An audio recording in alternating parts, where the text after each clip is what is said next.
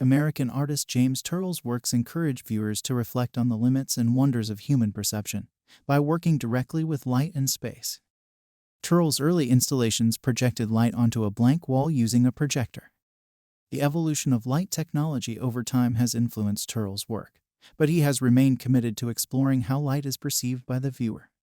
Turrell turns light into art by transforming the viewer's experience.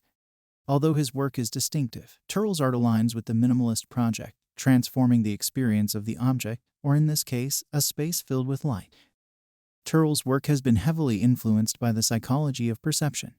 He seeks to show how vision and the brain interact. His work incorporates optical illusions and perceptual ambiguity as a crucial element. Platon's parable of the cave is a common example that Turrell uses to introduce the idea that reality is something we create for ourselves and is shaped by contextual and cultural norms, as well as the limitations of our senses. It is easy to see how we internally create the colors we see and, therefore, the reality we perceive.